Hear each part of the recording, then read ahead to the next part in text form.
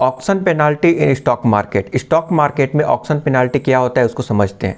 मान लीजिए कि एक सेलर है, स्टॉक को सेल कर दिया ये सोचकर कि प्राइस नीचे जाएगा तो बाई कर लेगा, बट जब वो बाई करना चाहा तो क्या हुआ, वो स्टॉक अपर सर्किट में चला गया और वो बाई किसी भी रीज़न से नहीं कर पाया। इसके वजह से क्या होगा कि जिस बंदे को उसने सेल किया था उसको डिलीवरी अब नहीं कर पाएगा क्योंकि उसके पास स्टॉक ही अवेलेबल नहीं है। तो वो क्या होगा, ऑक्शन में चला जाएगा।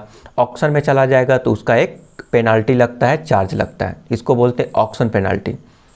ये एक रीज़न हो गया। दूसरा कि आपने BTST किया, BTST मतलब ये BTST भूल जाइए, आप मान लीजिए कि आज स्टॉक को आपने बाय किया, कल आप सेल कर लिए। स्टॉक के सेटलमेंट में 2 दिनों का टाइम लगता है। मीन्स जो भी सेलर है उसके डीमेट अकाउंट से डेबिट होकर आपके डीमेट अकाउंट में क्रेडिट होने में, सेटलमेंट होने में T+2 डेज़ का टाइम लगता है, आपको मालूम है। बट सेटलमेंट से पहले ही आपने सेल कर दिया, ये तो आप कर ही सकते हैं। बट प्रॉब्लम यहाँ पे क्या हो रहा है कि बाय चांस वो स्टॉक आपको मिला नहीं।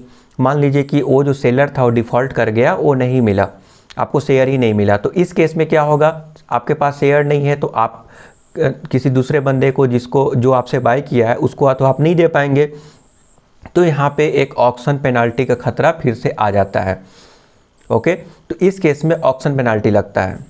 दोस्तों यही रीज़न है कि कोई भी स्टॉक अगर आप सेल करते हैं तो उसका जो मार्जिन है आप शेयर बाय करने के लिए तो इसका इस्तेमाल कर सकते हैं, बट उस फंड को अपने बैंक में ट्रांसफ़र नहीं कर सकते क्योंकि वो आपका जो ब्रोकर है वो होल्ड करके रखता है 2 दिनों के लिए। जब तक आपका सेटलमेंट नहीं हो जाता तब तक मे बी T+2 डेज़ के लिए ब्लॉक करके उस फंड को रखता है ताकि आप विड्रॉ नहीं कर पाए। क्योंकि कभी कभी क्या होता है कि आप अगर ऑक्शन पेनाल्टी अगर लग जाता है तो आपको पैसा देना पड़ता है उस बंदे को सेटलमेंट करने के लिए जो बायर है, कि भाई मैं तो शेयर तो नहीं दे पाया तो मैं उसको कैश से सेटलमेंट कर दूंगा।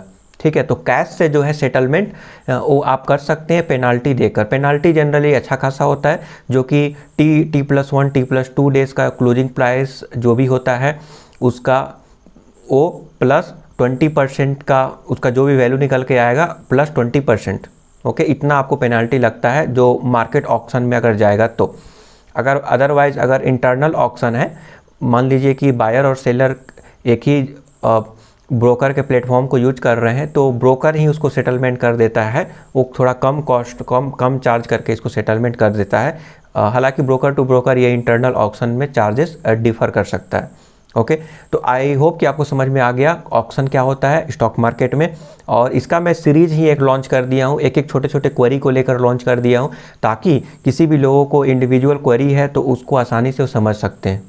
ओके, डाउट है कमेंट कीजिए, आपको डिटेल में बताऊंगा। Thank you, have a nice day.